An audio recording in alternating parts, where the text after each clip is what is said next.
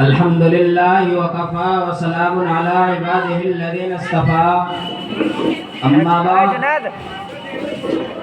فأعوذ بالله من الشيطان الرجيم بسم الله الرحمن الرحيم هو الذي أرسل رسوله بالهدى ودين الحق ليظهره على الدين كله ولو كره المشركون صدق الله العظيم دہکتی آگ میں تنکے نہیں گراتے ہم دہکتی آگ میں تنکے نہیں گراتے ہم شکستہ پیڑ کے پتے نہیں جھڑاتے ہم ہمارے خون کی چھینٹیں بھی ملیں گی سرحدوں پر زندہ خون کے پتلے نہیں جلاتے ہم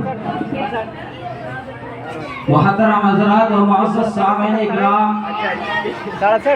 اس وقت ہندوستان کے مسلمان تاریخ نشانی کے گزار دور سے گزر رہے ہیں، مصائب و مشکلات کے طوفان بلاخیز میں گھرے ہوئے ہیں، آلام و مصائب نے ہر طرف سے احاطہ کر رکھا ہے۔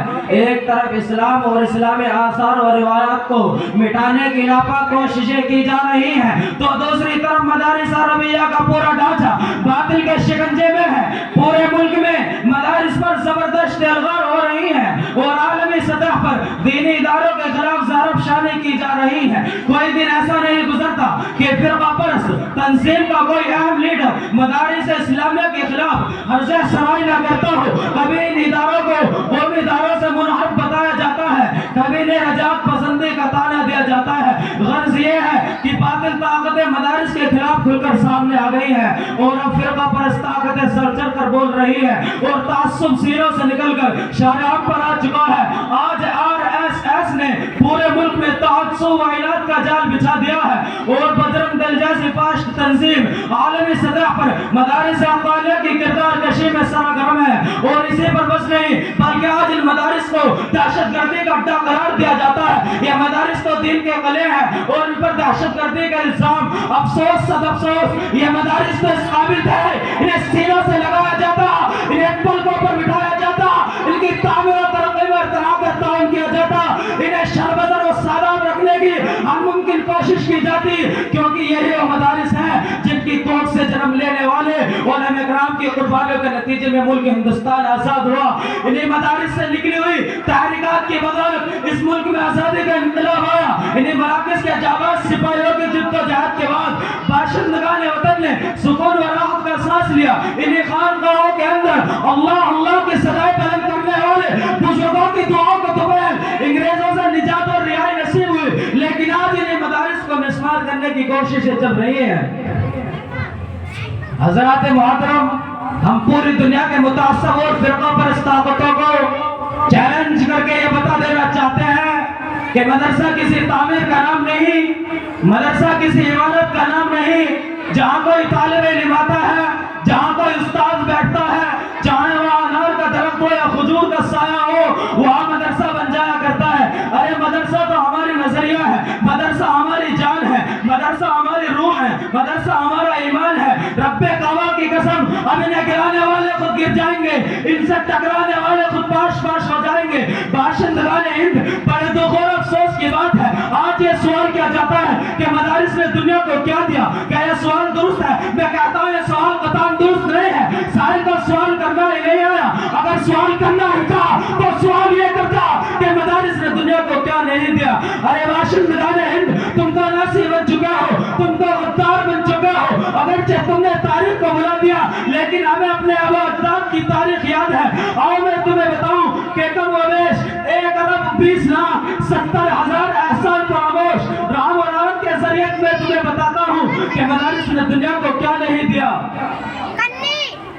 ارے ہاں، مدارس نے دنیا کو بے ضمیری ابن الوقتی اور ایمان فروشی نہیں دی، مدارس نے دنیا کو بے حیائی اور بے شرمی نہیں دی، مدارس نے دنیا کو خود غرضی اور مفاد پرستی نہیں دی، مدارس نے دنیا کو بزدلی اور پست حوصلے کا سبق نہیں پڑھایا۔ ارے ہندوستان، میں تجھ سے پوچھنا چاہتا ہوں کہ تجھے انگریز کی جوتیوں سے اٹھا کر اقتدار پر کس نے بٹھایا؟ غلامی کے پنجوں سے پرندوں کی طرح پرواز کرنا کس نے سکھایا؟ تمہیں قیدی سے شہری اور غیر وطنی سے لیے بلایا. آج ہم سے ہمارے کارنامے اور داستان معلوم کرنے والوں میں تمہیں کیا بتاؤں اور حقیقت بتاؤں. اگر تم سے ہو سکے تو ہماری داستان افریقہ کے برپا کے طوفان سے پوچھو, ہماری داستان بالاکوٹ کی پہاڑی سے پوچھو, ہماری داستان شاملی کے میدان سے پوچھو, ہماری داستان عدالت کے کٹہرے سے پوچھو, ہماری داستان پھانسی کے بندوں سے پوچھو, ہماری داستان کالے پانی سے پوچھو. یہ سب کے سب ہمارے دل و باغ نغمے سنائیں گے. آج کی طرف پر اترانے والوں اور اقتدار پر گھمنڈ کرنے والوں, تمہاری یہ حکومت انگریز کی حکومت سے طاقتور نہیں, تمہاری یہ شاطرانہ چال انگریز سے تیز نہیں. یاد رکھو اگر تم باز نہ آئے تو آج میں کھل کر یہ پیغام دے رہا ہوں کہ سرفروشی کی تمنا اب ہمارے دل میں ہے, سرفروشی کی تمنا اب ہمارے دل میں ہے. دیکھنا زور کتنا بازو قاتل میں ہے. لیکن دوستوں مجھے کہنے دیجئے, حقیقت بیانے کا موقع تو دیجئے. حقیقت تو تلخ ہوتی ہے, مگر یہ بھی یاد رکھیں کہ اظہار حقیقت میں تاخیر کرنا بھی جرم ہے. سوال یہ ہے کہ آج ہمیں یہ دن کیوں دیکھنے پڑے؟ کیا اس میں ہمارا قصور نہیں ہے اور یقیناً ہے. سرپرستوں کو مدارس کے خلاف زہر افشانی کا موقع کیسے ملا؟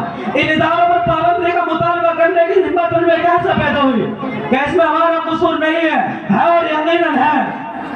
مسلمانوں کہہ دو ان ٹکڑوں پر مرنے والوں کتوں سے کہ اگر خدا کا حکم ماننا دہشت گردی ہے تو ہم دہشت گردی صحیح, اگر نبی کے فرمان کے مطابق زندگی گزارنے کا نام دہشت گردی تو ہم دہشت گردی صحیح. ہاں مجھے کہنے دیجئے, ابو بکر کی صداقت کا نام دہشت گردی ہے تو ہم دہشت گردی صحیح, عثمان کی سخاوت کا نام دہشت گردی ہے تو ہم دہشت گردی صحیح, عمر کی عدالت کا نام دہشت گردی ہے تو ہم دہشت گردی صحیح, علی کی شجاعت کا نام دہشت گردی ہے تو ہم دہشت گردی صحیح, اگر قرآن پڑھنے کا نام دہشت گردی ہے تو ہم دہشت گردی صحیح, اگر پگڑی امامہ باندھنے کا نام دہشت گردی ہے تو ہم دہشت گردی صحیح, اگر ٹوپی لگانا دہشت گردی ہے تو ہم دہشت گردی صحیح, اگر داڑھی رکھنا دہشت گردی ہے تو ہم دہشت گردی صحیح. مسلمان بہو بیٹیوں کی عزت بچانے کے لیے خون بہانا دہشت گردی ہے تو ہم دہشت گردی صحیح. اسلام کے خلاف بھونکنے والے کتوں کے سوالات کا جواب دینا دہشت گردی ہے تو ہم دہشت گردی صحیح. اور یہ یاد رکھو ہم دہشت گرد رہیں گے. اے مسلمانوں, خواب غفلت سے بیدار ہو جاؤ, عقل و خرد کو استعمال میں لاؤ, کیونکہ حضرت نانوتوی رحمت اللہ علیہ کی روح ہمیں آواز لگا رہی ہے, حضرت شیخ الہند کا جگر ہمیں صدائے دے رہا ہے, اور حضرت علماء اکرام کی شہادتیں ہمیں للکار رہی ہیں, اور جملے اکابر کے سینے چیخ چیخ کر ہم سے یہ کہہ رہے ہیں کہ اگر یہ مدارس قائم ہے تو ہمارا وجود قائم ہے, اگر یہ دینی ادارے زندہ ہے تو اسلام کا چراغ روشن ہے, اگر یہ دینی مراکز معمول ہے تو مسلمانوں کی عزت و آبرو معمول ہے, اگر یہ دینی ادارے محفوظ ہیں تو دین اسلام محفوظ ہے.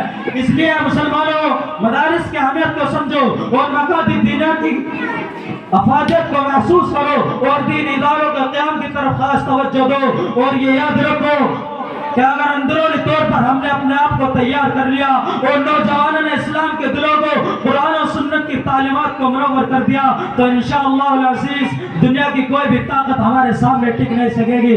بس دعا یہ ہے کہ مولا کریم نوجوان آپ سب کو اس پر عمل کرنے کی توفیق عطا فرمائے. انہیں حقیر سمجھ کر نہ گل کرو یارو, انہیں حقیر سمجھ کر نہ گل کرو یارو, یہ چراغ جلیں گے تو روشنی ہوگی. ہماری نہیں بنا. ماشاءاللہ یہ بچہ آپ کے سامنے علماء کرام کی قربانیوں کو بیان کرنا